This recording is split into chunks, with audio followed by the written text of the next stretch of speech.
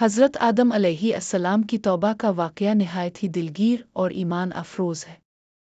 یہ وہ لمحہ تھا جب جنت کی ساری نعمتوں کے درمیان ایک ناپسندیدہ قدم اٹھا لیا گیا اور شیطان کی چال نے حضرت آدم اور حضرت حوا کو اس ممنوع درخت کے قریب جانے پر آمادہ کر دیا۔ جیسے ہی اس پھل کو چکھا ایک لمحے میں انہیں اپنی غلطی کا احساس ہوا۔ دل پر گہرے ندامت کے بادل چھا گئے اور روح پر پشیمانی کی شدت طاری ہو گئی۔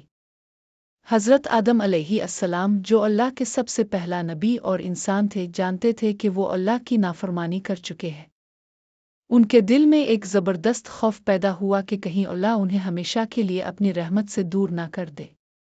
اس ندامت اور خوف کے عالم میں حضرت آدم اور حضرت حوا نے اللہ کی بارگاہ میں عاجزی سے ہاتھ اٹھائے، آنکھوں میں آنسو بھر آئے اور اپنے رب سے معافی مانگی۔ ان کے دل سے نکلنے والی دعا میں وہ گہرا درد اور خلوص تھا جو صرف ایک بندے کو اپنی غلطی کے بعد محسوس ہوتا ہے۔ وہ پکار اٹھے، اے ہمارے رب!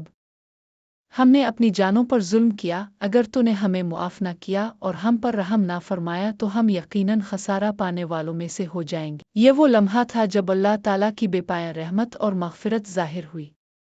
حضرت آدم علیہ السلام کی پکار اللہ نے سن لی، ان کی توبہ کو قبول کر لیا اور انہیں دوبارہ اپنی رحمت کی آغوش میں لے لیا۔